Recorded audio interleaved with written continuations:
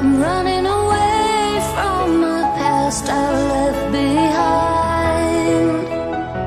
I'm looking for answers, but I'm blinded by the light. I'm lost in the music, can I stay here for the night? I promise I'll be gone in the morning, out of sight and out of mind.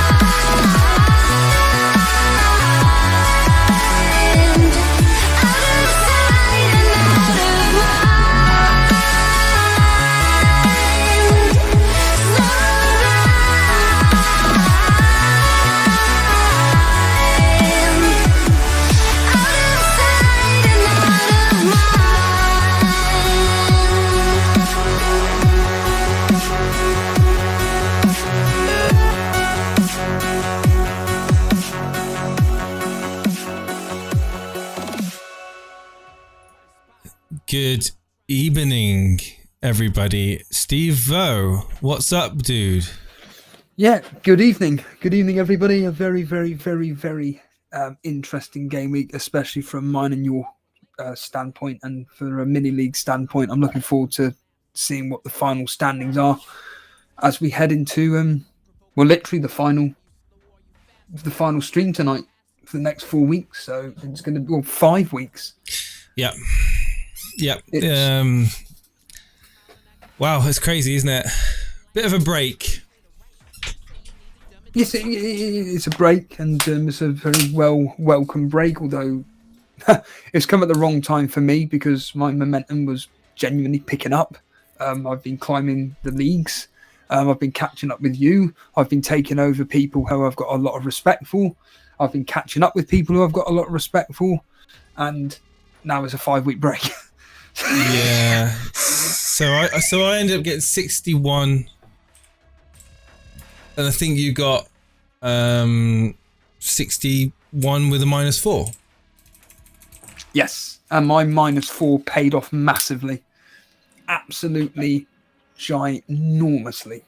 Hang on, no, you got 57. Well, I got so you got 61 minus 4, so 57 points. Yes. Yeah. So I gained 4 points on you this week.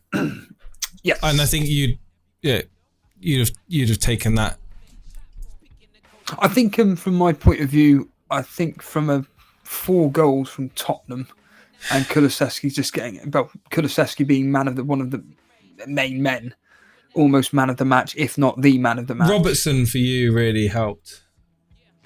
Oh, yeah. Because I obviously didn't have him. Cancelo getting the 1 point. Yeah. You know, that's what I those two really kind of. But the irony is, of course, Ward coming through with a clean sheet and bonus points. Bonus 3, wasn't it? Yeah. And if, let's just say, for argument's sake, if Kepa was fit, would you have played him? No. No. Chelsea are not very good at the moment. Well, no, they're not very good. Well, I tell a lie. I mean, Ward's just in form, isn't he? Away at West Ham or Chelsea away at Newcastle. Newcastle are way more attacking than West Ham. I still would have played Ward probably for that fixture for Chelsea. Newcastle are on a roll. They're scoring goals. Ward's in form. I don't know, man. I think I probably would have played Ward. I don't know. Well, this is the issue. I don't know what would have gone through my mind. None of us can say anything when you've got a hindsight. Yeah, I can't say what my frame of mind would have been. Do I played the more expensive goalkeeper? That's essentially what the question is. Because Chelsea arguably aren't playing any better than Leicester. In fact, I would say Leicester are looking more solid than Chelsea at the back. So, you know, thought processes come into play. Maybe I would have played Ward over him. I would like to think that I would have. Hi Harbour Boy, hello everybody, hello Disguised on Twitch watching us, hello Dazid, hello Peter Scullion, Karma Baby's there too, we've got Uncle Juicy TV, Stephen Smalley in the chat, Frode, nice to see everybody there, John Hayes is there in the chat, hello, good evening everybody. Couple of names I haven't heard for a while, Disguised and Frode, haven't seen those names for a very long time. Must be doing alright, Steve-o. Maybe they've got their own FPL channels. FPL Mechanic was even in the chat yesterday. He's only ever on Discord. I heard you shout him out, yeah. So it's a miracle. But no, I want to talk to you about yesterday and obviously today. So let's get real here with Man City Brentford. Obviously, we all heard the news that Foden and Haaland started. What were you doing on the day at that time when you found out, and what went through your mind when you were like, oh, Alvarez doesn't start? Well, it was quite easy. Because I saw you panicking in the Discord. I wasn't panicking. I was just like, well, I can't get him in anyway. I was like, I was thinking, you know, I would have had to take a -8 to do the moves to get Haaland in. And I was thinking to myself, well, recently when I've been taking hits, they've just not paid off. So maybe it's just a sign. I'll leave it the way it is, Captain Salah, and after that Man City result with Haaland blanking, I was thinking, oh, thank God. Yeah. But you got off the hook again. You know, Haaland blanked, and so did Salah in a game which, if you look at that third goal, was it? Hang on, which goal was it now? Was it the? It was the third goal, yeah. It was the third goal. Darwin scored the third. He scored the second and the third. The third one, if you looked at that goal, who was stood directly behind Darwin, ready for the tap in at the back post? Ah, right. Salah was there. He was there to tap it in at the back post. It's just fine margins, man. It really is. If Darwin wasn't there, it would have been a Salah goal all day long. It's just the way it is. Is Darwin the main man now at Liverpool? Oh, yeah. Oh. Are you convinced? Are you convinced that he's going to be the better option?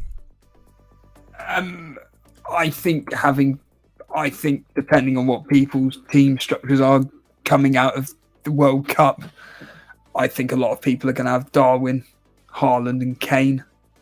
I think that's like the new way forward. Maybe even be me. I don't know. You said Kane could score every single game week and you wouldn't get him in. Well, Dan voice messaged me today. Not going back on your word, are you, Dan? Well, the reality of the situation, I'm sure it's me that's created this because I did say it. I'm not going to lie. Kane could score every single game and I wouldn't bring him in. But I didn't realise that every single game he scores, he gets 3 bonus points. Yeah. It's ridiculous. I can't get my head around how he got 2 bonus points yesterday. I genuinely can't get my head around it. Yeah. I'm sure Rodrigo owners, which probably is barely anybody, but would feel aggrieved that actually he probably should have got 2 for scoring 2 goals. Admittedly, I mean, look how close the bonus system is. Bentancur 46, Kane 45, Rodrigo 43. I can't get my head around that. And he's just now, is he playing out of his skin because of the World Cup? And then maybe after the World Cup, is he going to be knackered? Well, yeah. Is the World Cup going to drain him? Well, you could apply that to any player, really. Is the World Cup going to drain a lot? Because I don't know how often you work. It's going to be hot, isn't it? Fairly hot over there. It's going to be fairly hot. It is, but the pitches are going to be all properly air conditioned and everything like that. It's not too bad. How can you air condition a pitch? This is Qatar. They can do whatever they want with the amount of money that's over there. Do whatever they want. Right. Okay. Well. Anyway, I've already had a little tinker around with my team. Have you? Have you already? In all seriousness, I'm not. Well, I took advantages of the price rises. Did you? No, because nothing. All the players that have gone up in price, I own. Oh right, okay. Well, like Almiron. I don't own him, but he hasn't even gone up the last 2 days. I don't think.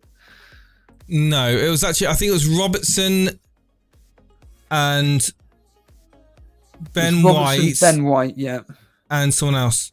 Yeah. And I could easily find that out in 2 seconds. But what you've actually done transfers already? Oh, Greenwood went up as well. Oh yeah, of course, yeah, that player Greenwood. Yeah. Well, I've got some options, and I'd be curious to hear what your thoughts are. Here we go. I'm going to put them on the screen. Whoa, that's big. Hang on. Let's just see if I can just make this.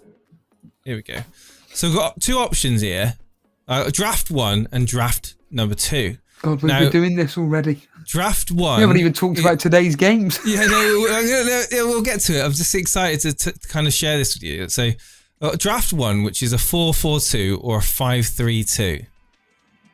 Okay. 5-3-2. Yeah. Or a draft 2, which is a 3-5-2. All right. So, one of them is cheap at the back. Is cheap at the back with Ward and Iverson. That's going to be popular. Yeah. So the 3-5-2 is the one I'm actually like the look of more than the 4-4-2, and that would be Ben White, Robertson, and Trippier at the back, with a midfield 5 of Martinelli, Salah, De Bruyne, Rashford, and Almiron, and then a top 2 of Haaland and Darwin. Yeah. So my team then. Well, you wouldn't be able to afford that team. Well, you wouldn't be able to have Salah in it, would you? I'll be honest with you. I haven't actually looked at all, to be honest with you. Well, that's that one. But if I wanted Harry Kane, I would have to obviously jig around even more. But you know, it's just, I like the look of that 3-5-2 already. I know we got the World Cup and everything to kind of get through, but that's what I'm sitting on at the moment. Just to be honest, I think a lot of people with the unlimited transfers, they're going to be tinkering around, aren't they, for the next few weeks? Yeah, but what changes are they really going to be making? I'm not going to be making. What changes are most people going to be making? Well, it'll be reaction. It'll be reactions to anything that happens at the World Cup, right? And mainly, predominantly any injury occurrences. There'll be changes for that, but then also, you know, you've got. Well, you ain't got to worry about price. Look, the majority of people aren't going to make lots of transfers or any transfers because of the value they've got in players, right? Yeah. So it's just going to be a little fun thing, kind of, for people to kind of tinker with on paper before they decide, what they want to kind of set themselves up for, game week 17 onwards. 5 weeks is a long time. It's gonna be weird coming back to this channel on Boxing Day. No, is it Boxing Day? Yeah, it is. Yeah. And that's the thing. And it's Amazon Prime. It's Amazon Prime, Steve-O. Yes. So I think we need to get as many moderators and community members involved as possible. Get them on Discord. None of them come on for Sunday surgery. APK7. Eh? None of them come on for Sunday surgery. Yeah. What hope have you got? Well, it's on yeah. Well, so you got Brentford, Spurs, Crystal Palace, Fulham, Everton, Wolves, Leicester, Newcastle, Southampton. I don't know why we're talking about like Boxing Day, but we've got a fair few games at 3 o'clock, and then Villa, Liverpool at 5:30, and then Arsenal, West Ham at 8 o'clock at night. So they spread it out. It would have been amazing if they'd put all the games on at 3, wouldn't it? It really would. But I guess I understand why they've done it. They want to milk the viewerships. So on that, anyway, moving back, let's digest this kind of weekend. Kicking off, Man City losing to Brentford. This is prior to your stream. I must admit, when you went live, you weren't very happy, Steve-O. I could tell that you were pretty annoyed. Haaland did absolutely well. He's nothing. He got a yellow card. Yeah. Thanks. Ivan Toney again. Is it someone that people should be looking at? Let's have a look at their fixtures moving forward. The answer is he a player to be looking at? Yes. But again, a lot of these players... Has he got favourable fixtures over other alternative options? Well, it's not even that. It's a case of, is it all because of the England debacle of just, I want to prove that I should have gone to the World Cup? Is it just the fact that Brentford's tactics were so good that they just took advantage of Man City's poor play? I don't have a clue. But looking at their next 3 fixtures, Tottenham, West Ham, Liverpool, they're not exactly the most desirable. But then again, Tottenham concede. Well, I've got West Ham are useless, and Liverpool always concede. So, well, on the predictions in that game, I went 3-0 to Man City. You went 4-0 to Man City. Yeah. And Dan went 3-0 to Man City. So we all got that one drastically wrong. I think the majority of people predicted 3 or 4-0. That's a bet buster, that one, isn't it? Oh, absolutely. Yeah. Bournemouth then played Everton. Now, I didn't have any interest in this game whatsoever because I didn't have any assets playing. But the name Solanke did come up. He got an assist in the game. I was going to transfer in Solanke for Alvarez. Incidentally, I didn't do that. Would it have made a grand bit of difference? Probably not. A couple of points more, but goals from Moore, Anthony, and Tavernier. I heard you say it's Tavernier. Yeah. Who had him in? Because you're making a big deal about Alex him. Volo had him in for weeks, right. And then the second he sells him, he's gone. What do you call him? Do you call him Taverner? I call him Taverner because of It's definitely not the way it's spelled. Because of the Des Taverner off the bill. Right, Des Taverner. Right, okay. And then we then had the Liverpool Southampton game, which goals were coming in. If I remember rightly, during that stream, goals were going in for the first half pretty quickly. Yeah, and you were enjoying it because, of course, Darwin, who you brought in, got it 2 goals, but also your differential over me, Robertson, getting on the end of 2 assists. Yeah. So the only real thing that probably was a bit of a pain was the fact that Firmino scored for me. Well, I want to hear more from you regarding Salah. I mean, 3 goals, nothing again. I mean, is it just get him gone and actually get more money for your buck from elsewhere? I mean, yeah, I mean that's the question I think a lot of people are going to have on their minds during this break, is that if you've got Mohamed Salah in your team now, are you just better off just having Robertson or Darwin and have the double up? I mean, do you need to triple up on Liverpool? And if you do, maybe it's the case of going Robertson, Diaz and Darwin. Diaz, of course, I forgot about him. Because he'll be back, won't he? Yeah, I forgot about Diaz. Christ. And how much is Diaz now? He's cheap as chips, isn't he? He's probably down to 7.9. Let's have a quick look. Yeah, he is 7.8. 7.8. Yeah, so he offers a good bargain, into that Liverpool midfield. If you're going to triple up, Robertson, because Trent's been pretty meh. Robertson's been playing. He's been the standout fullback, isn't he? Yes. Robertson, Diaz, and Darwin compared to the Salah. Having Salah saves you a bit of money, or saves you quite a bit of money. Maybe a way of unlocking Harry Kane as well into your team. Yep. So that was 3-1. Obviously, Che Adams getting that goal. You must have been a bit of annoyed about that. Yeah, especially after Liverpool scoring, and then seconds later it's Southampton free scoring. kick. Just Ward-Prowse knocks it in. Che Adams, good header. Nottingham Forest played Crystal Palace, during that time as well. Gibbs White getting the goal. Johnson with the assist. A penalty missed by Luis Zaha. Yeah.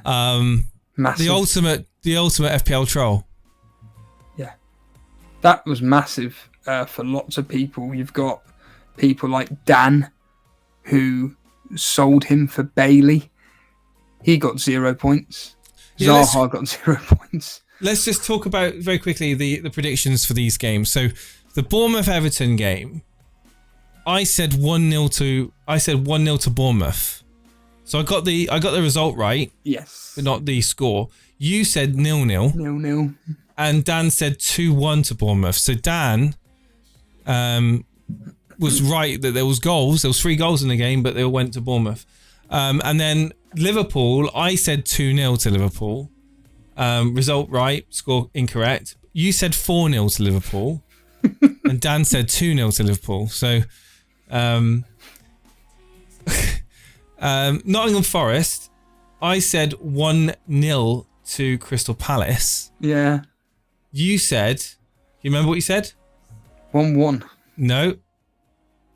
Oh. You said 1-0 to Nottingham Forest. No, well, I've written down 1-0. Oh. Okay.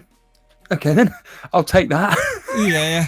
Well, I mean, I thought I said 1-1, but well, I've written 1-0. Whatever you write down is what counts. Yeah. Dan said 2-2. I don't know who was going to get that. Who's going to get the goals in that game? But Spurs obviously winning 4-3. Now you were listening to this game. It sounded like a thriller. Yeah. I was out walking at the time. Goals from Bentaker getting 2, Kane getting a goal, customary goal, and Davis getting a goal too. Harry Kane with the assist as well. Oh, it's annoying. And Kulusevski coming through for you with that assist. Kulusevski assisting Kane for the assist. So, yeah, Lee's getting 3 as well. So with Rodrigo and Somerville. Somerville's on a bit of a roll, isn't he? Someone was saying. Yeah, he scored 4 in 4 now. Again, a player which I just don't really care about. Like, who am I going to bring him in for? This is the funny thing. Like, people are like saying, like, well, I want this player. It's like Harbour Boy keeps banging on about. You can't have them all. No, you can't. And he's got the next 2 fixtures: Man City and Newcastle. Like. And it's funny because I want to get this slightly off my chest, but like, I mute every single fantasy football account, and occasionally I'll type in that person's name just to see what they've been saying. But whenever I go on Elite FPL Twitter, I haven't muted anybody. And honestly, the content creators' agenda of pushing players, it's ridiculous. And all they keep banging on about is you got to get in Somerville, getting Bailey, getting all these. Basically, they're naming all the cheap midfielders, and you're just like, well, yeah. Like, why are you telling? What is this constant spamming? This is why I mute everything. This constant spamming of a thing. It's like, I get it that they've got to do it, but like, please just stop it. Like, it's just ridiculous. Like, yeah, you can be Steve-O, just let it go. The predictions on those games. You said 3-1 to Spurs. I said 3-1, but I was expecting it to be a very entertaining game. I was even thinking like a 5-2 to Spurs. Were Spurs lucky in that game to get a result? No, I think that. I think if it ended up 3-3, I think neither could complain. But Spurs were certainly the better team from what I could hear. It's just the fact that Leeds got 3 goals, what sounded like on the break. Again, I haven't seen any of this. But, Spurs deserved to get the win in the end. And, I'm sure Leeds fans will probably be feeling gutted that they lost. But, you're playing Spurs at the end of the day. And, when you're taking the lead and everything, you've got to be defending well. And if you're going to allow your opponents to get chances, then this is what's going to happen, especially when you've got the quality of player like Kane, Bentancur, Kulusevski, Richarlison up front. They will take their chances when necessary. And that's exactly what happened. Okay. Then we had, of course, the West Ham Leicester game where Leicester beat West Ham 2-0 away. Yeah. Maddison getting a goal before getting subbed off. What's the latest on him? I haven't heard anything today. He's fine. Precautionary. And then Barnes as well getting a goal for Leicester. Assist from Perez and Daka. Fabianski saving a penalty. Was it Daka that missed the penalty? No, Tielemans. It was Daka that would have got the sorry. Yeah, I see Tielemans misses. Yeah, I see it there. So realistically, from an FPL point of view, Maddison came through, got some points for people. Yeah, Vince Chapman. Yeah. Were you surprised in that result, or? I predicted 2-1 to West Ham. Leicester, sorry. You did predict 2-1, and I said 1-0. Yeah, I was surprised West Ham showed absolutely nothing. By all accounts, they were atrocious. They showed absolutely nothing. I think that if this World Cup wasn't happening and we just continued on to the next game and West Ham were to lose it, I generally think David Moyes' job is at serious risk here, because they are just sinking and sinking and sinking at the moment. It's a game in which they should be targeting to get a win, and they've gone and lost comprehensively 2-0. Yeah. Newcastle then played against Chelsea. Brilliant game. Did you see it? I saw bits of it because I think, what time was that? Was that the 5:30? That 5:30. Yeah. I was kind of doing other things at the time. I watched bits of it. Saw Almiron had moments of greatness. Just bursts of energy, isn't he? He's just a burst of energy, that kid. But Willock getting the goal, Almiron getting the blasted assist. It was a very dubious assist, but when I say dubious, I mean in the sense of Almiron was just dribbling the ball, and then Willock just took it off him and kicked it. So, it could have been anybody, but it was Almiron in the right place at the right time. Newcastle looked absolutely... He's been in the right place quite a bit lately. That was the thing, and Newcastle looked absolutely superb. From an attacking point of view, they look comfortable, don't they? Defensively, they remind me of Burnley in the sense of they do seem to give away a lot of opportunities. Trippier as well, getting bonuses, bonus 2. Yeah. I am certainly in the predictions. Very quickly, Steve-O, in the predictions, me and you both went 2-1 to Newcastle. We got the outcome right, but not the scoreline. Dan said 1-1. Well, I made the point that the game genuinely could have been anywhere between literally 0-0 up to 4-0 Newcastle. But that game, genuinely, the way it was going, had 0-0 written all over it. Graham Potter. What's Potter's? What's the future for Potter then? I think that potentially it won't happen. But I think potentially he could get fired, but he won't. Is he out of his depth, or is it just the squad's just not subscribing to his ethos? I was listening in. Because they've got good players. Yeah, I'm sure it was Talk Sport, but it could have been James from Planet FPL, but I'm sure it was Talk Sport. And they basically said that he's essentially being put into a team where he's basically trying to work out what his best team is every single match. So he's just using them as friendlies. Hence why yesterday he had I think it was 6 changes. And even that Hall played yesterday when I'm thinking, why did you play Cucurella? No, not Dewsbury Hall. I don't know what his first name is, but that's the Leicester player. But why aren't you playing Cucurella there on the left-hand side?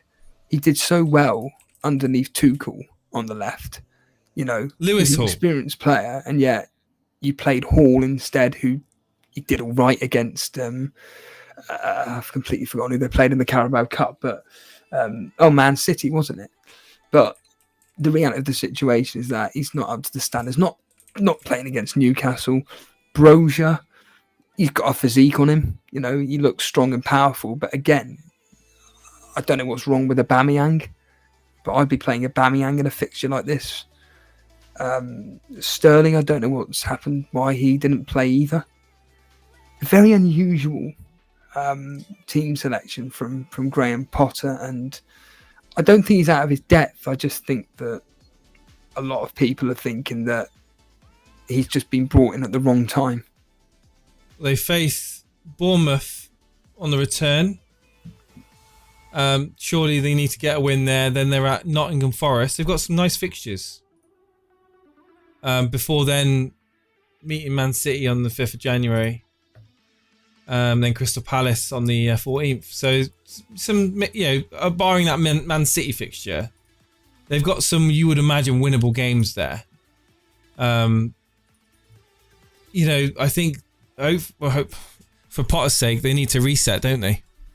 Well, this is exactly the thing. He's now got 4 weeks to work with whatever players he's got. But the problem is that the majority of his players are probably going to the World Cup. I have no idea how many of his team, but you'd probably guess at least of the 15 first teamers, I would guess 11 of them are going to be going to the World Cup, if not more.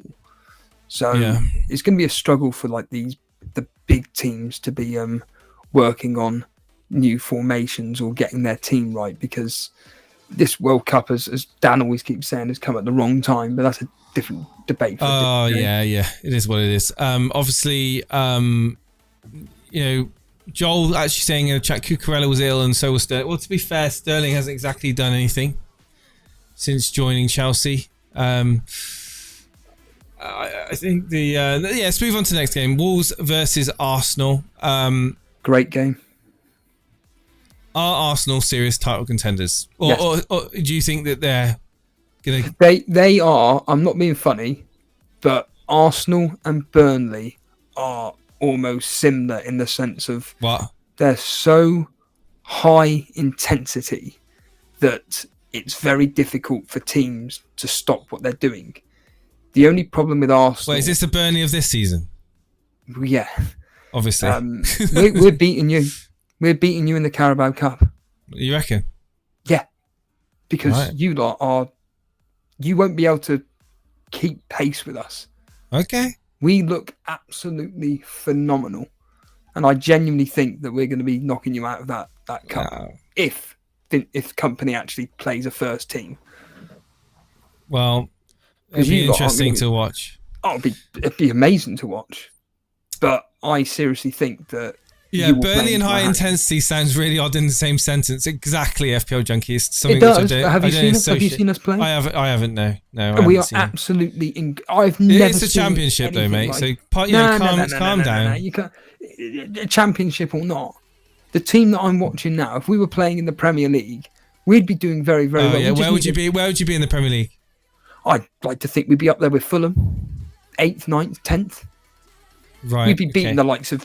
Let's have a look at the teams that we'd probably be beating. Aston Villa, Fulham, Aston Villa, Wolves, West Ham, Leeds, Southampton, Crystal Palace, Southampton. Easily beatable. They would be able to cope with Would you beat Brighton? That'd be a really good game. That'd be a really good game against us. Yeah. But okay. Let's put feedback on the ground. 2-0 victory for Arsenal. Odegaard picking up 2 goals. Jesus blanking. Martinelli getting an assist. Saka owners will Did you see the assist? Saka owners will be disappointed, won't they? They will be, because he was probably one of the more dangerous players in the game, along with Odegaard. Martinelli was pretty anonymous. If you've got three Arsenal players in your team going into January, second half of the season, who are they going to be? Gabriel / Saliba, White, and Martinelli. The 3. So only two defenders, value in Martinelli. 2 defenders and a midfielder. You won't go. I've seen some people say Saka and Martinelli. I'd rather have Saka, but funds. It's just the fact that Martinelli is just too expensive. I can't get him gone. He's 0.2 more expensive now. And wait, you haven't got Martinelli? No, I've got him. No, what I'm saying is that he's 6.8 now. Right, yeah, okay. Well, no, but I'm asking, would you not, if you're going to trip up from Arsenal, would you not entertain the idea of having, say, Ben White, Saka and Martinelli? Yeah, I could entertain that, but I'd rather have double Arsenal defence rather than double attack. Right, okay. Interesting. In that game, guess what? I got that one completely on the money. 2-0 to Arsenal. You said 1-0 to Arsenal. Dan, the ever pessimist he is, he went 2-1. He gave Wolves a goal. To be fair, Wolves did give them a game, and if they actually had a striker, it would have made a hell of a difference. They just had no one up front. That was if they had story of their season, really. Well, they've had strikers. It's just that they can't put the ball in the back of the net. And of course, Diego Costa got sent off for a long time. So no. But Arsenal looking really, really good. Yeah, that Diego Costa thing never really came through for you, did it? No, because he decides that he has about. Who did he play against? There was a team that he played against. No more price rises, Andre. He was like the man of the match or something, and he got nothing from the game. And then the following match, he decides to headbutt someone. We move on. God. Brighton, today's games, Brighton losing to Aston Villa 2-1. I didn't see that game. Did you? No, after the Burnley game, I had to go out for a walk. I'm not interested. I was doing the gardening. I was mowing the lawn and trimming and tidying up outside when this game was on, and I'm glad. Well, I didn't have anyone in the game, so I wasn't that interested in it. To be fair, I know that people would have the likes of Sanchez, maybe Trossard as well, but disappointing from an FPL point of view. No one from an FPL point of view actually did anything in the game. Obviously, bonus points not going to any realistic FPL assets either. So it was pretty much a dead game from an FPL point of view. Although it was all down to Bailey, because I know Dread FPL was waiting on news on what was going to be happening with Bailey. So when I saw he was benched, I'm thinking, okay, let's hope he then comes on. Did he? He does come on, and he got a yellow card, so he got 0 points. So I'm now ahead of Dread FPL by 1 point. You're ahead of Dread by 1 point. So we end up with Man United 2, Fulham great game 1. Very open game. Oh, talk us about it, Jace, as a Man United fan. I mean, I think the fact that both Leno and De Gea makes a difference. De Gea and Leno, yeah. Good game. From a neutral point of view, it's a great game of football. Neither midfield taking full ownership in the game. Eriksen just plays better when Fernandes is on the pitch. They play so well together. McTominay misses a very good chance towards the end, and I think it's pretty much going to be a 1-1. And I think a 1-1 would have been a fair result, to be honest with you. De Gea making some absolute phenomenal saves. Again, using his feet a lot, but he's known for using his feet. What? Sorry, I'm just looking at the moderator league, and Blonde, you know I use the C word a lot. You are a C. Unbelievable. She's got Firmino. Oh, this really annoys me. She's got Firmino coming off the bench from, I don't know if she's deliberately done this, but Matuma didn't play today. And she benched sounds like she's deliberately done that. Firmino's flaming coming off the bench with 6 damn points. Let's have a look. The mod league, yeah? Where is she? Just above me and below you. Literally in between She's us. sandwiched. Lucky woman. 47 points. She's got a lot of points on the bench. Should have played Castagna over Cancelo. Well, Matuma's coming off. Firmino's coming on for Matuma. It's a good team. It is a good demonstrating what's going to be what happens when you've got too good a team. Like, who do you play? You can only go with fixtures, but it just seems that you play Firmino over Matuma. But yeah, she's just trolling with that. He's played in every game. Well, oh, she is lucky, eh? Actually, I say that he hasn't actually played in every game. But she played. He played 14 and 15. Yeah, he played 72 minutes and 14, and 89 minutes and 15. She may well not have been trolling. In fact, I don't think she was trolling, unless he was ruled out before the game. I think she meant to play him over Firmino. Yeah. Wow. Lucky girl. Going back to today's game, in all seriousness, if Mitrovic plays, I think you're conceding at least 2 goals. They just didn't have a striker today. Some of the balls they were putting in were perfect for Mitrovic. And don't get me wrong, De Gea was having an incredible game. But I think that this could have been that high-scoring game that I predicted in 3-2 to Man United or Fulham. But, yeah, they definitely missed Mitrovic today. Right, so that's in that game, I went 2-1 to Man United. You said 3-1 to Man United, and Dan said 2-1 to Man United. So very close. All three of us very close. You're not going to address the fact you scored in the 93rd minute with Ganoshi or whatever his name is. Garnacho. And could he be a viable bench fodder at 4.3? Too early. Again, are you really going to bring him in for Andreas, who looked brilliant today? He was unfortunate not to get him. You're not going to bring him in. I mean, he's going to be a bench super sub off the bench.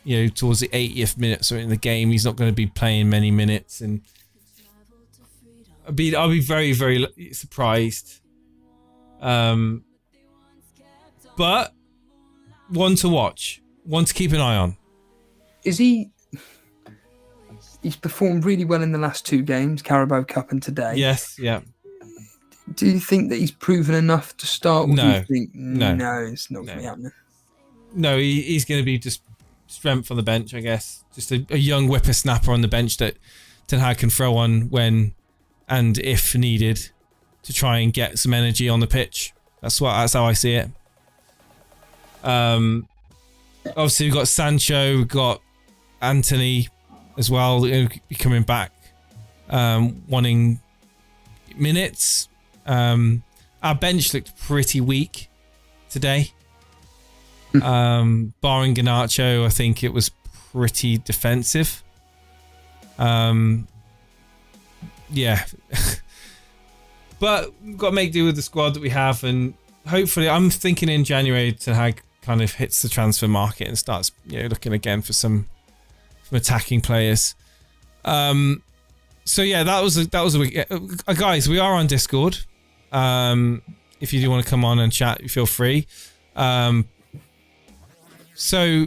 Would you want to just quickly look at the leagues? If you want to go through the I was going to say just between me and you and Dan, really. You can go to the moderator league. There's just nothing between us. Well, there is. Well, not really. It's what 70. There is 23 points between me and Dan. So, I'm on 893 points. You're on 877 points. So that's what, 12 points? Yeah. No. 20. No, it's not. Quick maths. It's like 18 points, something like that. 18, 17 points. 10, 16 points. 16 points, yeah. 16 points ahead of you. And then where's Dan? He's above you. He is, isn't he? I'm 7 points behind Dan, so... Yeah. Nothing in it. Nothing in it. Well, 16 points. It's going to take you a bit of work to catch 16 points if we're going to have the same team, Stevie. It just takes a differential captaincy. Yeah, you going to do that? Well, you know that I will. Haaland captain against Leeds? You know for fact that if I believe triple captain against my Leeds, player is going to do better in a game than Haaland, I'll do it. Go on then. I dare you. But I dare you. Haaland away at Leeds. £5 says you are not going to captain anyone other than Haaland. Well, obviously I'm going to be captain Haaland because that's probably the best fixture. But if down the line, if it's like Haaland up against, I don't know, Chelsea or something, you can forget it. I'll be captaining someone else, especially if like Salah or Darwin have got Fulham at home. Or whoever that concedes a lot of goals, I will be doing it. Like Sai did it. In fact, if you want to bring up Sai's team as an example, he captained Darwin this week. And he had Salah in his team as well. I don't really want to draw attention to Sai. So, all right, then we'll draw attention to the Rivals YouTube chat. Let's go to the Rivals League. So we have the league still being updated, but Peter S, he's a very good player, PKRO. It's got to be Peter Scullion, surely. No. I don't believe so. Right, okay. I don't believe. No, it's not Peter Scullion. It's Petar, Petar. Okay. PKRO is his name. Fucking hell! Look how tight it is. 62 points. Darwin, Foden, Trippier, Castagna, Saliba, all getting points there. Just above average in terms of points, but yeah, the Rivals League is very close. 956 points, 954 points is Vince Chapman behind him, and then 951 is Mateus FC Skillift. So if we look at Vince's team, who do you captain? Probably Haaland. Yeah, Haaland. Tony, he's got Tony. Tony, Barnes, Martinelli, Almiron, Maddison, Trippier, Shah. Oh wow, Ward 11 points, 69 points, brilliant, absolutely brilliant. No hit. It's incredible. It's the foresight to have triple Leicester and triple Newcastle. It's outstanding. And then FC Skillift, Mateus, third place, 40 points. So a bit of a disappointing game week for him. He's taking a red arrow. Look how tight it is. 5 points between the top three. Well, as it is now, right now in front of us. 5 points between the top three. Yeah, and then it drops then with FPL Maestro Jordan in fourth place on 944, 59 points. Captain Haaland, of course. Darwin in his team. Martinelli. Zaha with the missed penalty, like you mentioned. If he scores that penalty, he would be a lot closer. Completely swung it for him. As we talk about the FPL YouTube chat league, Uncle GCTV is still topping that, 54 points, which is now 54 points with a -4. Captain, of course, Haaland. He's got notable mentions: Foden, Almiron, Kane, Martinelli, Ben White getting points with Trippier there. And this is a league that's got a bit of a gap. I mean, as it stands right now, 14 points that I'm looking at here between Juicy and Madeline Tudor. Yeah, Madeline Tudor, Insalelli, Ferro, 39 points. Just wow. Yeah, they were fighting it out yesterday. They were both in the chat, and it was literally like Solanke versus Kane, and then it was like, oh Christ, you've got Zaha, Martial coming up for tomorrow and everything. He looked good today, Martial. He did. He's been looking good ever since. Every time he plays, he's looking on fire. He's got a good touch, movement's good. Unlucky not to get something today. I think if you've got him in your team, you're thinking he's a bargain. What's it, 6.7? Yeah. Just an absolute bargain. It's, as long as he can stay fit, it's an absolute bargain. He could be a cheeky one, Martial. Could be that one differential you can have over others. It all depends on if he can stay fit, though. Man United's fixtures are decent going into January, so yeah, he won't be happy with that. He'll be looking forward to getting back on a good score upon the return of the Premier League. Just having a bit of a break. And then we've got we spoke about Jordan, FPL Maestro behind him. David Foster, Hollandaise Sauce, dropping down a bit there. 40 points, 42 now with Rashford. Disappointing game week for him. Webster didn't play, so he's got coming on Andreas. Oh no, he hasn't. No, Gay coming on for Webster. So he's 43 points. Darwin.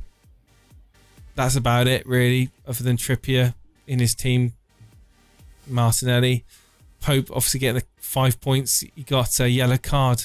Was that for time wasting? Yeah, just so friggin' annoying. Just that, you joke, but that's one extra point closer to you. Yeah. Gone, it's all these points count. All these differential points count. The Rumble League, by the way, got an issue with the Rumble. I've got an issue with the Rumble. Stream code? No, kind of. Yeah, it's the RTMP server. I've got to troubleshoot it. So if you're wondering why Rumble's an issue at the moment, it's being worked on, and in the 5 weeks, I'm going to be doing testing to make sure it's working for the 26th. So if you're watching this back on Rumble and you're wondering why this live stream's not live, that's why. I don't know why it's broken, but it's broken, and I don't know why. So, Rumble League. Kevin Mayer top with Hoddles Bootlickers, 55 points this week. Captain to Haaland.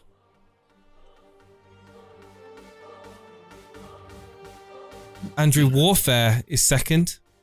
Who's in the Discord as we speak? AFC Dragons second in the Rumble League, 43 points. Henderson in goal. Trippier, Saliba. Also had Zaha, ouch. Almiron, Haaland captain Kane. So yeah, very disappointing game week for him. Red arrow overall. Imagine, down. Third place in the Rumble League, of course. Rumble League started scoring in game week 11. Is Matthew Ezeashi. Hotel Thiago. Hey, I'm above you in the Rumble League. 3 points. You're above me. Oh God. What, down 100 place? 67 points. 22nd, okay. 67 points for Matthew. Ward in goal. Ward's an absolute bargain. Foden, Trippier, Martinelli, Darwin getting in points there. And then No Weak Foot is dropped down to 4th place in the league. 36 points. Very disappointing game week for him. Gaeta, of course, losing that clean sheet would have been very upset about that. Trippier, Saliba, Gabriel. You talk about the double Arsenal defence there. Anderson, don't know why he's got Joachim Anderson. Because of Wilson probably had to play him. I would have been playing Andreas probably, but yeah. Bowen, yeah. West Ham. I think he's going to be making use of these unlimited transfers. Steve-O looking at no weak foots team right now. Murder on the Zidane's floor. 4th place in the Rumble League. He needs these unlimited transfers. Yeah, definitely. Just Get them West Ham players and those Crystal Palace players out of your team, mate. Do you think Maddison's one to watch in the World Cup to decide whether or not you want to take him into January, into the second half of the season, or do you think, regardless of the fact, because he's probably not going to be a starter for England, is he? So again, are a lot of these players playing well because they wanted to get into the England team and so on and so forth? It's all a wait and see for me. Coming out of this, I just want to still stick with the talisman theory. Oh, Warfare's in the Discord. Here we go. Bring him in. Hey, Warfare, what's going on, dude? Hang on, mate. Hang on. Just need to change the audio around every time we go into Discord. I've got to change it. How's it going, Warfare? Yeah, not bad. I thought I would come on and provide a bit of entertainment value, a few laughs at my expense, if you will. A few laughs? You're number 1 in the Rumble League. No, number 2. Number 2, 43 points. 43 points. It's Zaha, really, isn't it? Zaha. Nah, not really. Not just Zaha. It was one of those game weeks where everything that could go wrong went wrong. Well, not necessarily. Okay, let me tell you why. So you got Amran and Trippier. You got Henderson in goal. They all got your points. You Saliba. Yes, true. You know, but you carry Kane in your team, getting you a goal and assist. Yeah, would have been a lot worse without him. But the reason I say everything went wrong is because I brought in Stones for a guaranteed clean sheet, right?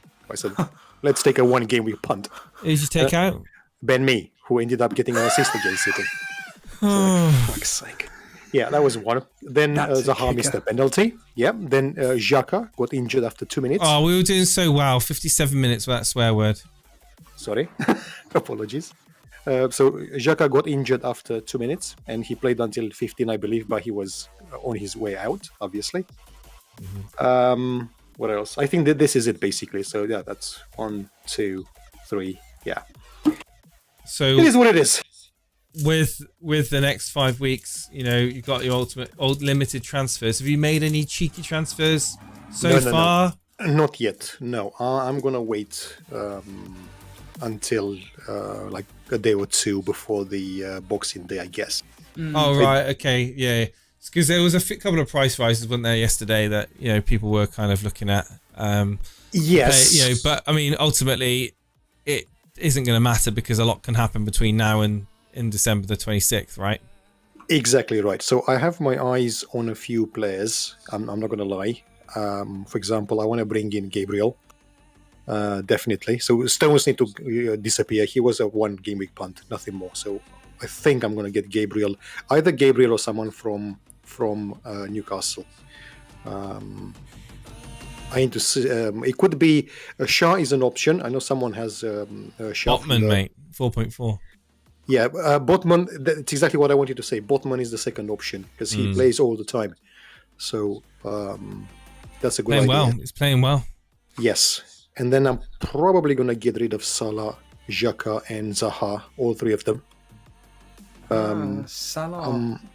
Salah. I'm thinking because I'm thinking KDB because they when they come back they play Leeds straight away. Yeah. And I want KDB for that.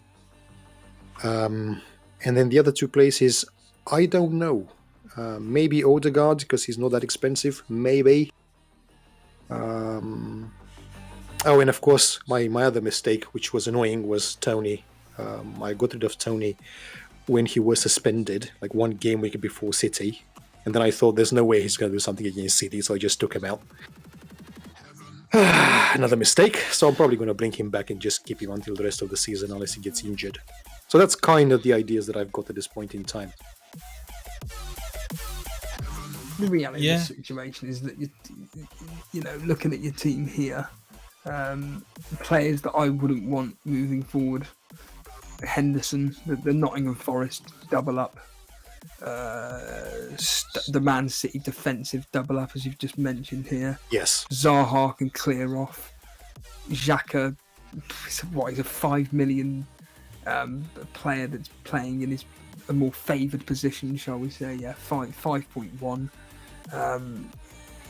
Kane, Haaland, and Salah fine. Wilson fine. Andreas fine. There's a few burning issues there. Nothing too major, but getting rid of Salah for the game against Leeds to get Kevin De Bruyne in, despite the fact that Salah has got I can't even see. Oh, Aston Villa away, a team that are conceding goals. Yeah, it's an interesting point, but I don't know. Maybe Villa are a bit better at the moment, and Leeds are definitely not that good defensively. So I would expect KDB to score more than Salah. Question for you: would you rather have Foden and Kane over Robertson and Salah? Foden and Kane over Robertson and Salah. No, if it's for me, no, I don't want Foden in my team. That's number one, and I don't want Robertson in my team either. Well, no, because if Kane went into my team, then I would obviously Salah would be making way for him, and I'm looking at kind of the sort of 8 million mark in defence. Or do I keep hold of Robertson?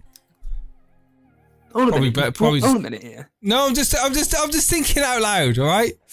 Well, I'm picking up on what you just said. You've brought in Robertson, haven't you? Yeah.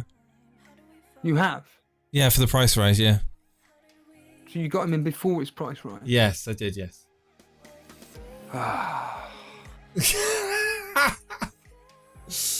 So what players are different from me and you then? Kevin De Bruyne. That's it. Well, at the moment, my team is Ward, Akanji, which is going to be different because I thought it was going to go up.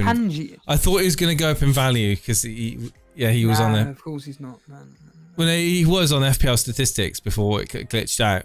Akanji, White, Trippier, and Robertson.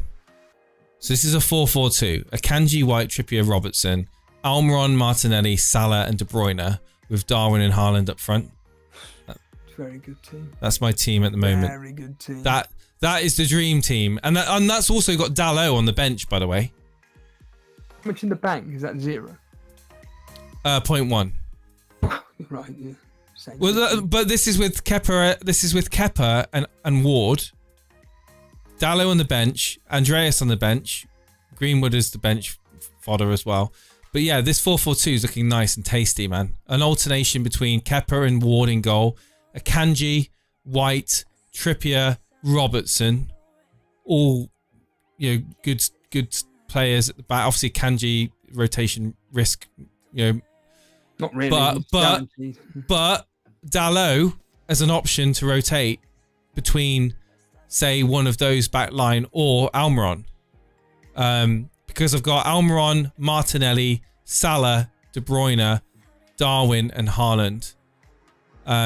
It's a very nice team. So yeah, that's my team at the moment. But why Robertson? I mean, do you want to keep him until the end of the season, or what is it? Robertson. Watching Liverpool have been pretty crappy defending wise, but Robertson's always looked a threat. Like every game I watch, he looks dangerous for Liverpool, and with Nunez in the box, able to put away crosses, I just see him being the better option. And he's 6.7, don't forget. So he's dropped, that's expensive. That is expensive for a defender, isn't it? Surely. Well, no, not when you think people are paying over 7 for Cancelo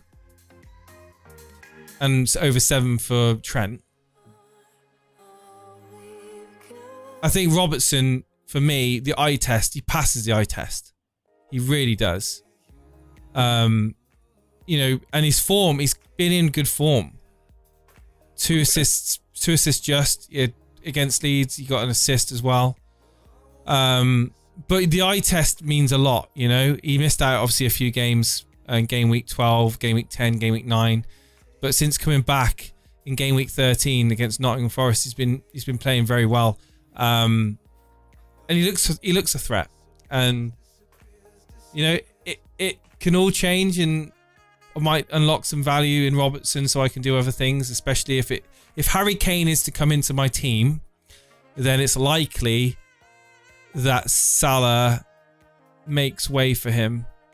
But if I want to free up some additional funds, Robertson is the way. And you don't have to have money in the back line. But because of my team value allows me to have Robertson. You know, if I want to have Robertson, I've got that couple of million extra that others may not have. That allows me to have Robertson in my team. What's your team value now? My team value now is 104.8. No, 103.9. Sorry, God, I wish it was 104.9. Still decent. 103.9. So your team value is nearly 2 million more than me. Yeah, what's the difference between, say, a Castagna and a Robertson, right? Fair enough. Well, don't look at mine then. So I haven't decided yet. I haven't decided whether that'll be something that I am. I mean, I was going to say between Salah and Robertson. I mean, you could keep Salah, to be honest, and just get rid of Robertson and get Kane in. I mean, that's an option. Jace, when you did your transfers, does it come up with an option to say hit the unlimited transfers button, or is it just automatic? No, it's automatically. It's like it's basically okay. it's almost like you've hit your free hit, almost like it's like you've hit your wild card button. You don't have to press anything at all. No. All the transfers cost us 0, Steve-o. What do you mean? What do you mean? What a shame. Because I was kind of hoping that maybe, active manager would have to click a button to say, right then, we've got unlimited transfers. Why? To stop the people that aren't really playing this game, catch them out, taking for them to be taking -4s. I wish that, for instance, the price rises and falls were still in place. I don't see why they have to freeze everything. To hell with it. I think this game is all about us active managers engaging, not trying to help bloody people that just don't give a stuff about the game. I know it comes from a selfish point of view, but one of the tactics of this game is the price rising situation here. And knowing that because the last 3 days I've been I do it every day anyway, looking at who's risen and who's fallen, and I was thinking, please, for the love of God, let one of those 5 players that Jason wanted to bring in on the quadremium go up so that he can't do it. And all I needed was one player, and you wouldn't have been able to do it. But it never happened. So Luis Diaz, Darwin.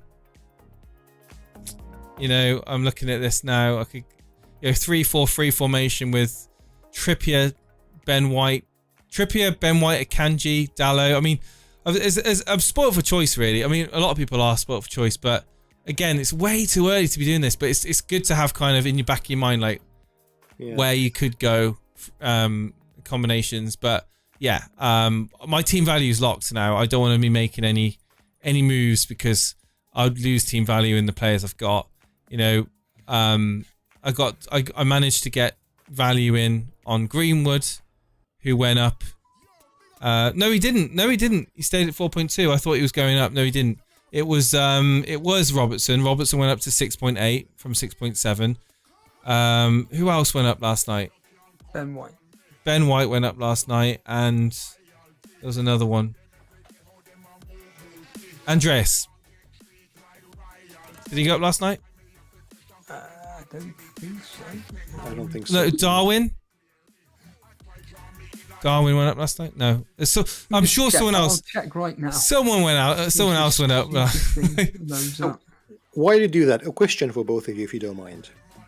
Do you not think it's dangerous having the unlimited transfers? Because this is kind of a unique situation when players come back from the World Cup. We have no idea how many of them are actually going to play. Right? Well, it's all dependent on who gets the final, and it's, to be fair, the final is 8 days prior to the kickoff of the World Cup. Yeah, so England don't have to worry about it. Well, I don't know much about World Cup or anything like that, but it was Allison that went up price last night, Jace. Oh right. Okay. But who is the favourites to be getting to the final of the World Cup or doing well in the World Cup? Probably Who is France, I would say. France would be favourites to win it, actually. So which French players in the world of fantasy football do we know of? I can't think of one off the top of my head right now. Can you? Lloris? That's not an FPL option. No. So, right, and then who else is favourites for this tournament? I don't know. Brilliant. Maybe I love the someone fact like that- Germany, England. I think there's a chance there. I know many people are not going to agree with this one, but Saliba plays for France. So Saliba's one then. Okay, so that's one possibility of an FPL, but he's also on, funny enough, 4 yellow cards. So if he's to get another no one, one else really for France. No one else. Okay. World Cup favourites. Who are the favourites? Argentina maybe, Brazil, Germany. These are the who's our- standard teams. Yeah. So essentially, which players from these clubs are affecting fantasy football? You've named nationalities. which Brazil, I quite can't a think few, of. I would say. Brazil, we have quite a few Yes. playing. Yeah, agreed. Are they favourites though? Brazil are the favourites. Okay. 4-1 odds. So you got the likes of Jesus, Edison, to name two. They're the only two I can think of off the top of my head. Then you got Argentina 6-1 odds. France 15-2. Spain 9-1. England 5th. What? England have got better odds than Germany? Well, yeah. Don't forget we were in the final in the Euros and then in the semi-finals in World Cup or whatever it was. I don't think we play that well in the World Cup personally. No, we didn't. No, We bottle it in World Cups. That's what we do. bottle it against the teams that can play football and destroy the ones that can't. We're like 4-0. Yeah. So Germany 12-1 odds. Yeah, I mean from an FPL point of view, I don't think it's going to be shockwaves. I don't think it's going to be a lot. It's all this panic talk about this. It's just like I wouldn't really worry about it. I'd be more concerned about maybe players that were trying to fight. Anthony for their is part of the World Cup squad for Brazil, but again, it's not going to be an FPL issue. No one's got him in. No serious FPL players got Anthony in their team or Fred in their team. But I must agree though with Warfare that moving forward, I think that the unlimited transfers could be a trap because it does send off an alarm where it's like you can change the whole team, and it's like I'm genuinely looking at my team here. I'm going, I don't want to get rid of any of my players. I'm good with my team. Yeah, but you've made changes. Well, only tiny adjustments. Yeah, but you've still made changes. Yeah, for price you've made the rises. changes. For price rises. Yeah, but the point I'm trying to get at is that would you have made those changes if this World Cup didn't exist? Probably. Again, we're talking about hindsight. Well, Haaland in for Alvarez. Yes, I would have made that change. Greenwood. Hold on a minute. For me- Haaland in for Alvarez Yes. for free. Yes. You could have done that for free. No. Well, no. You didn't ask me. You asked me would I've made the changes. Would I've got Haaland in? I would have got Haaland in for that Leeds game. Absolutely, mate. Absolutely. That would have been FPL suicide if I didn't. I think he's gonna go mental against Leeds. So Alvarez out for Haaland. So how would you have funded that? Well, it would have been Salah, wouldn't it? Who I incidentally do still have, but I managed to fund it in because I went. I took out Firmino. Because I think that with Diaz coming back, I just see Firmino being rotated. What's your thoughts on that? Yeah, I would completely agree. Firmino, it's going to be a front three. So the money from Firmino paid for Haaland in for Alvarez. So you would have done Haaland. Well, partially paid for it. Then it would have been Haaland in for Alvarez, Greenwood in for Firmino, then Almiron for Rashford. So that would have been a -8. That's what Yeah. you would have done. Wow, I don't know what I would have done, because obviously I've done a lot of transfers with the. Well, I've done 5. I've done 1, 2, 3, 5, then 5 transfers. Then Haaland in, Greenwood in for Firmino, Almiron in for Rashford, Akanji in for Cancelo, Robertson in for Nico Williams. So Right. I think they're very positive moves. But the question isn't about what you've done for game week 17 with unlimited. Well, we always transfers. knew that we always knew that we were going to have these. Yeah, I know. No, I know. So- But what so I'm it's- saying is that if you didn't have that option, you probably wouldn't have got the players in that you did. Apart from Haaland. But I always then you knew that would've- I had the unlimited, so I Yes. I knew that I could have brought, say, Alvarez in, for a punt. Yeah. But I wouldn't have done that if I didn't know that I'd have had the safety net of doing the unlimiteds in game week. Yeah, so 16. people like in your position have actually played it quite fortuitously that you've kind of got the unlimited transfers at the right time. Whereas someone Yeah, a like few me, it's like- people over the last few weeks would have taken punts, say on like the likes of Martial, for example. Yeah. Now Alvarez. Alvarez, Martial, to name a few. Maybe some Leicester attackers, I don't know. And now they've in the mindset to just have for say game week 15, game week 16, and now with this international break, we've got unlimited transfers to set your team back to what would be considered a team for second half, a sensible team for the fixtures and for the second half of the season. Which there is a template. There is still a template. I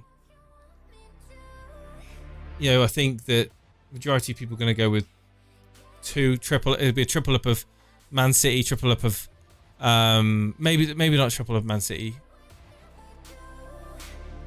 At least a double up of Man City, triple up of Arsenal, at least a double up of Liverpool, double up of Newcastle. Newcastle, yeah.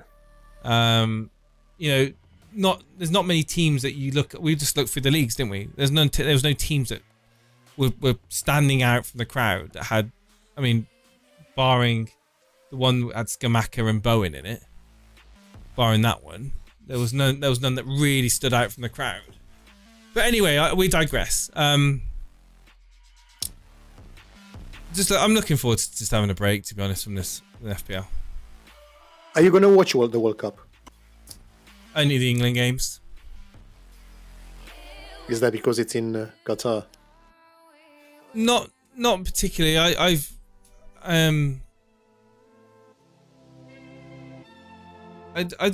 I'm probably not going to be. I'm probably not going to watch any of the. Yeah, I'm not going to watch all the group games. I'm not going to watch. I'll watch England.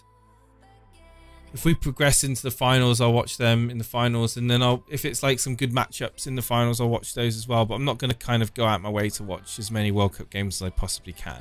I'm just no. Yeah. And there's not a lot of FPL assets playing. Like there's not it's not a crazy amount of FPL assets playing in the World Cup. So. So should we do a fantasy league for the World Cup as well, just for fun and giggles? You guys can. If the Elite FPL community can set one up in Discord, go. I mean, It already happened.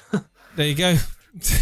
You don't need to involve us. I'm just gonna be happily losing money on crypto. That's what I'll be doing over the next few weeks. I think it's a lot more fun with you two in it. If you look at the Rumble League, I think that's a lot more interesting with you two in it, because you're the host of the show, and it's always interesting to kind of try and get to you in terms of points. Okay, Steve-O, I mean, you can set up a World Cup. I'm personally taking a break. I can't play any other fantasy football other than this specific game, and there was an individual on yesterday that It was the said same. It's the same as the Champions League, isn't it? Like, yeah, I just have no interest in it whatsoever. Like, why would I play something where I'm not even interested in the main thing that it's focused on? UR on Twitch says, will the price on the players be locked? Anyone in chat knows until the World Cup is done. Yes, the prices on the players now in the FPL game will be locked until resumption in game week 17. But yeah, I'm the same really. I don't really want to be stressing out over something else. I've got enough stresses in my life right now. and getting my World Cup team sorted out, making sure. I mean, I could set a World Cup team up and forget about it. Maybe I'll just do that. Maybe I'll just set a team up and then forget completely about it and see how it does. I don't think that works because you've got the groups and all that. It doesn't work. Yeah, of course. Unless I've got a way of predicting exactly who's going through. Yeah. And winning the competition and gets to the final. The thing is, though, is that I do notice like the behaviours of people on whether it's Twitter and or Discord when it comes to playing fantasy. Some take it with a pinch of salt, some take it really seriously, some people get legitimate mental health issues from it, and I do notice certain content creators, they clearly have an issue with fantasy football. I think you may need to step away from the game. Like, it's all well and good, like me ranting about Haaland doing nothing and worried about Jason's captaincy coming through. That's just normal. But to be worried about the fact that some Iranian defender is playing against Spain and worried whether or not he's going to get attacker returns and watching in-depthly on it, I think you need to get a grip of yourself. Like, just enjoy the football for what it is. Again, if that's you, step away from the game. Like I said, we've had some very, very, very respected members of this community that have quit the game. They've just quit it because they can't. Number one, real life issues have got in the way, and they want to focus on those real life issues, which is, in my opinion, brilliant. But two, they're just finding that this specific game for them this year, nothing seems to be going right. It doesn't matter how much research they put into it. It just completely goes the complete opposite way. And they've just said, you know what, it's affecting me mentally. I'm not really focusing on my real life commitments or whatever. I'm just taking a step back, and I do respect their opinion on that. And you know what, I hope they return. But if they don't, and they don't come back till next season, they come back till next season. But for people that I saw one individual in chat yesterday saying that they hate international football and they're going to play the fantasy football game to make it interesting, I just think that's pathetic. I think it's absolutely pathetic. And for you to have to sit through something that you hate to be made in, like, quote, enjoyable because you're trying to see if Saka will get any attacking returns against Germany in the semi-final, despite the fact that you have no, it's just that's bordering on a serious addiction, and it's almost bordering on the addictions that gamblers have when it comes to betting. Like Jason said the other day, it's like watching a football game to see if a player gets a yellow card. You know, I'm not going to lie, even when I was watching Burnley today, like, a part of me was thinking, well, I've put money on these kind of score lines here. We're 3-0 up. If Leeds score 2 goals, you know, I win 20 quid, you know, on 50p.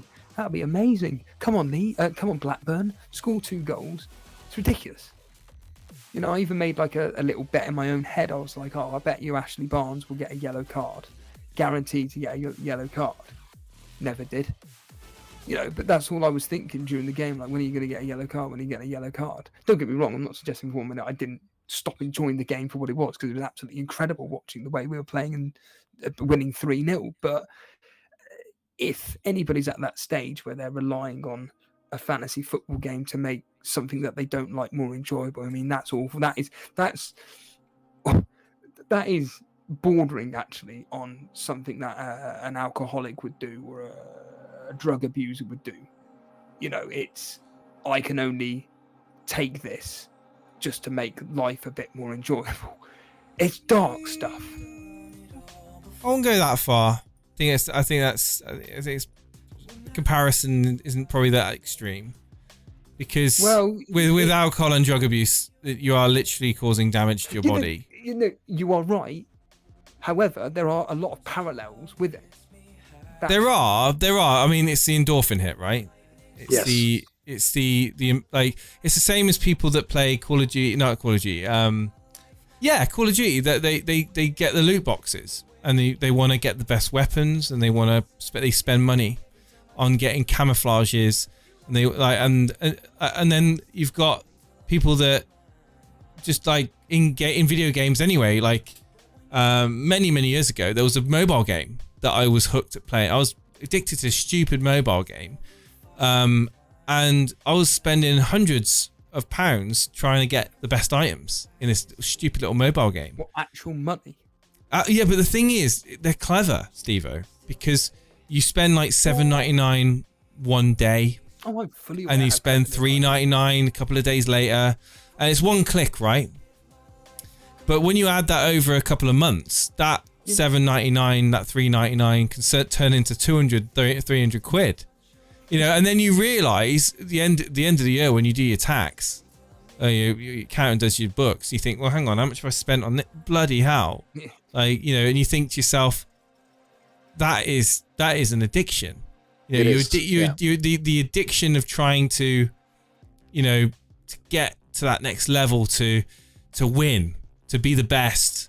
You know, so many industries play on the either the collecting addiction, the addiction of collecting things like Pokemon cards, or the addiction of the euphoria and the satisfaction and the endorphin hit of winning something, or opening something rare that no one else has got.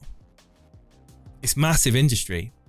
It really is. And it's a human thing since childhood. We want to collect and do well at things.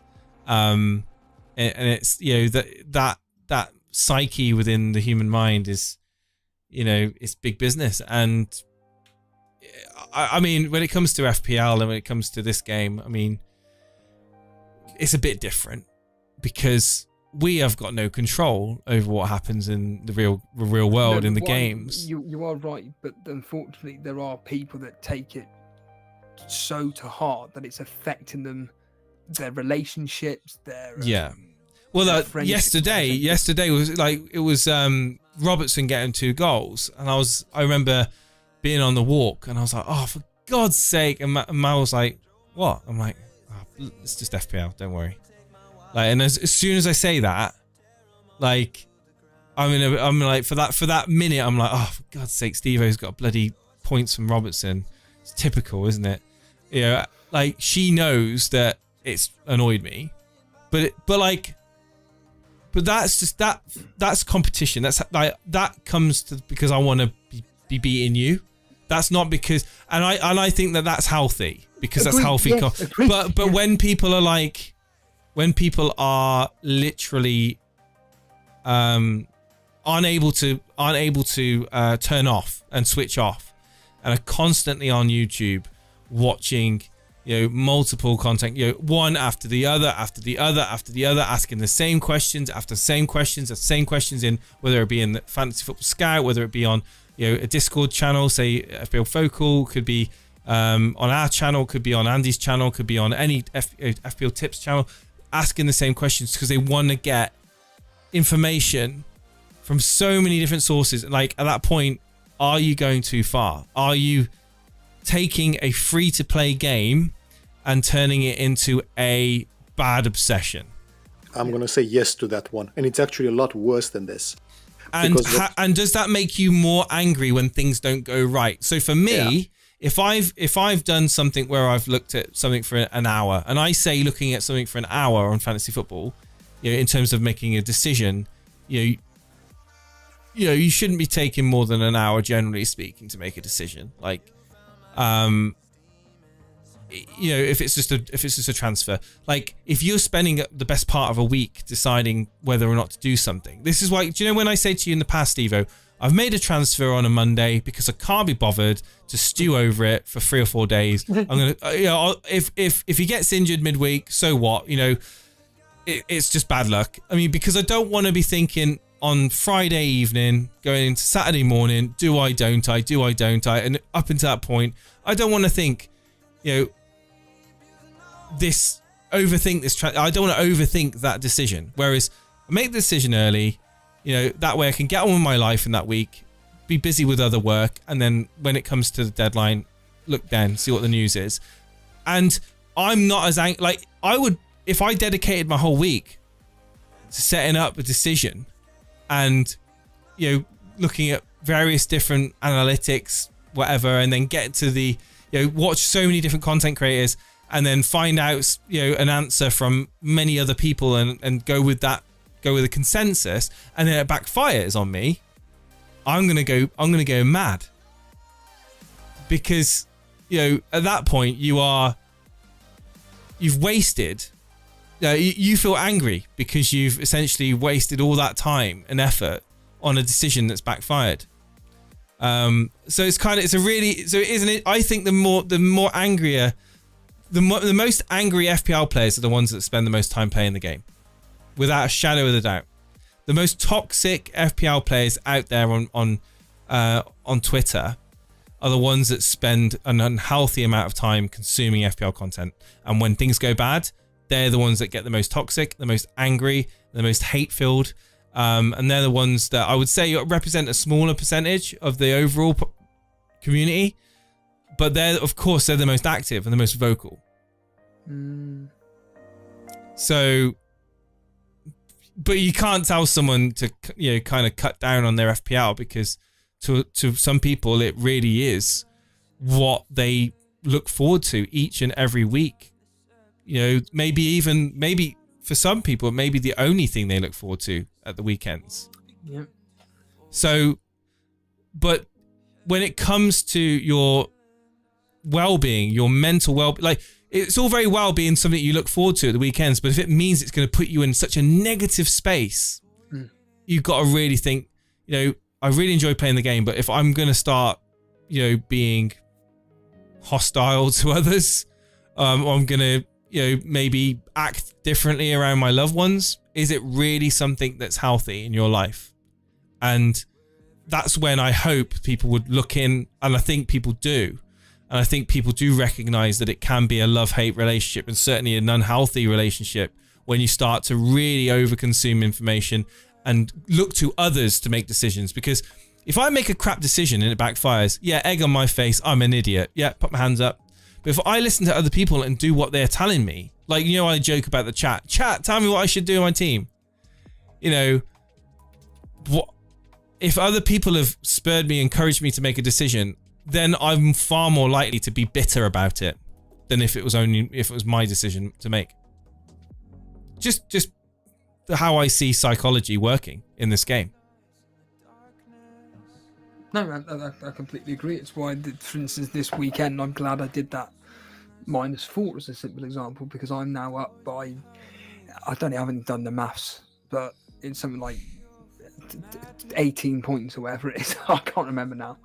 But if you spoke to enough people and they said, actually, Steve, I don't think it's worth you doing that -4. I think you should keep, and then you spoke to enough people, you spoke to enough people and they turned you around and you decided, I'm just going to just roll with it.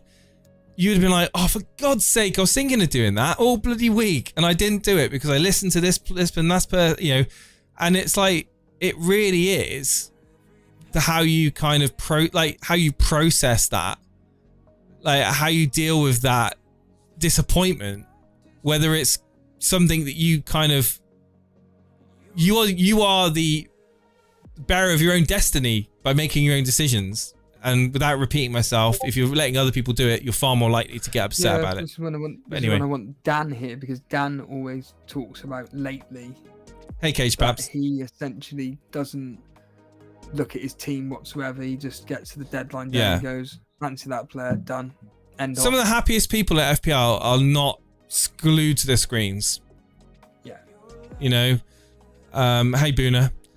Glued to their screens, day in, day out, looking for injury news, price updates, early team news, Boona, and, essentially hanging on the words of so-called influencers and content creators who are the experts out there. It's all very well. Some of them may be doing very well in the game, but if they encourage you to do something and it backfires, don't go crying to them when it doesn't pay off.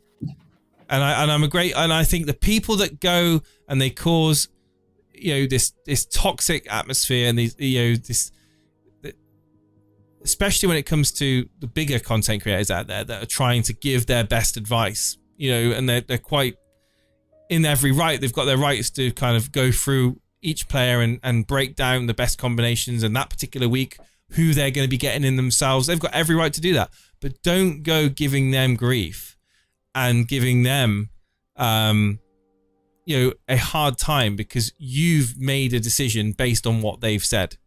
That is entirely down to you. You've got no one else to blame but yourself. If you can't think for yourself and you're relying on other people, then maybe you shouldn't be playing this game. Maybe you should be doing something different. That you can actually be and I completely understand that people will be doing it because they want to win their mini leagues and they're looking at seasoned FPL players to win, to help them win their mini league, and I completely get that. But you do that in a positive way, and it's also, it's not a one game, it's not a 1 week game.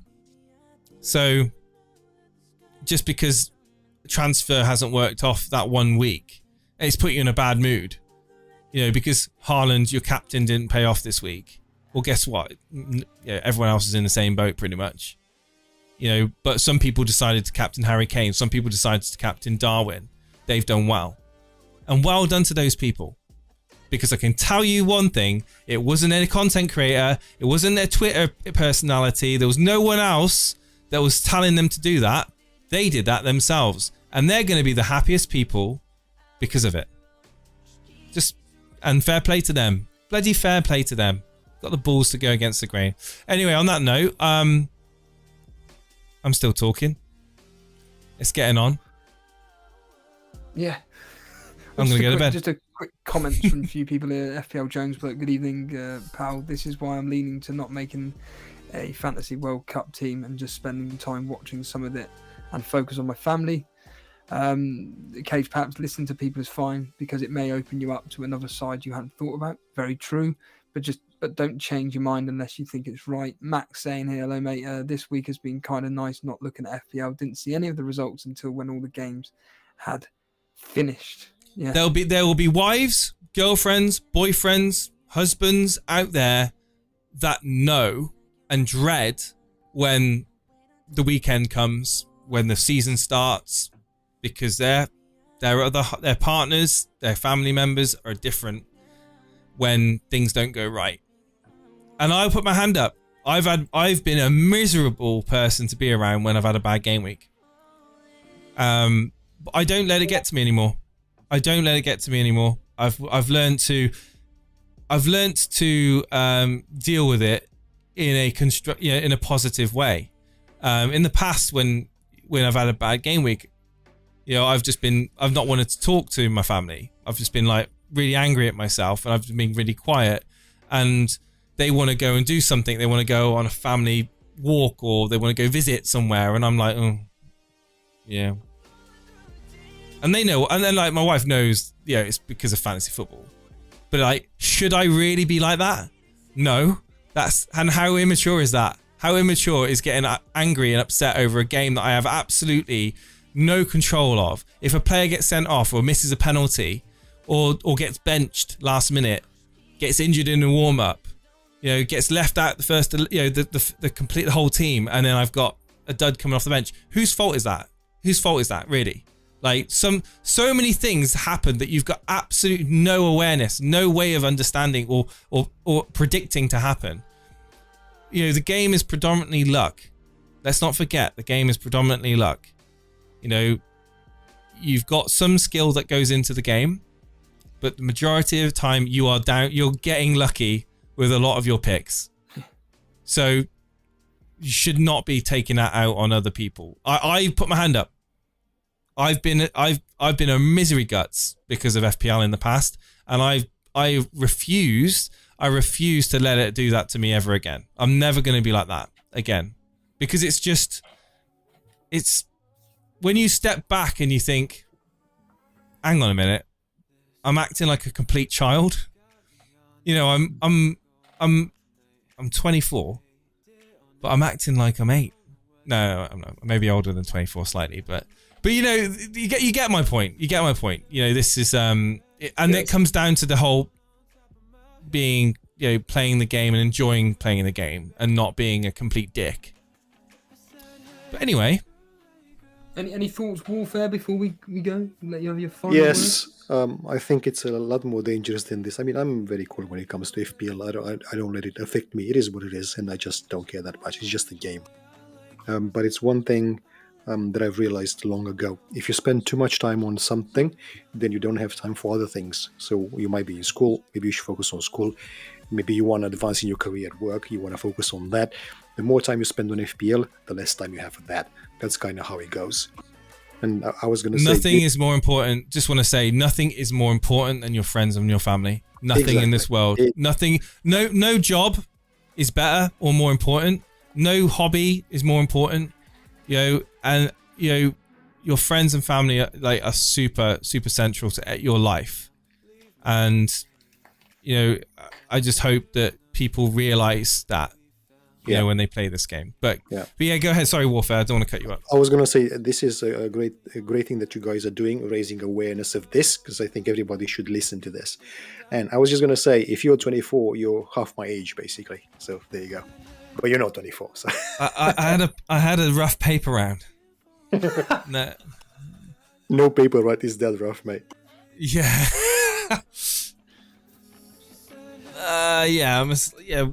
Mid-30s. There we go. On that note, thank you ever so much for tuning in to the show, and thank you so much, Warfare, for coming on and joining us. And you're doing well in the Rumble League. So just upwards and onwards. Thank you everyone in chat for being here and supporting us. If you are new to the channel, please hit the subscribe button, hit the like button before you shoot off. Before you go off and make yourself a cup of tea and go to bed, hit that like button. Help us out on the algorithm, because YouTube won't. So we have to rely on you guys. I will sort out Rumble. I've got to sort it out. RTMP settings. Something's gone wrong with the live streaming settings. I will sort that out over the next few weeks. We've got some time to sort it out. Maybe revamp a few things as well. Thank you so much. And I will learn to play a song. I was actually learning the song, The Beautiful People by Marilyn Manson. The old SmackDown song. I can play it. I can play it. I could play it now. And the old ride. That's it. Yeah. Yeah, you get the idea. Double tom, double snare. And then the old ride symbol with the bell on the ride. Oh right, okay. Yeah. I was playing it, and I was like, I've got the verse, I've got the pre-chorus, and I've got the chorus down. So yeah, I just got to do just practice it. So maybe I'll record it over the winter period, and then put it as a member video for you guys to mock. There we go. Thank you so much, everybody. You guys are awesome. Thank you. Good night. Enjoy your rest from FPL. I'm being serious. Enjoy your rest from FPL, and we will see you on the return. We will post videos. I'm sure Steve-O will be in the graveyard sooner than we think. Yeah, I'm getting out of here. See you later. Yes. Wave. Goodbye. Steve-O, wave. See you later, guys. See ya.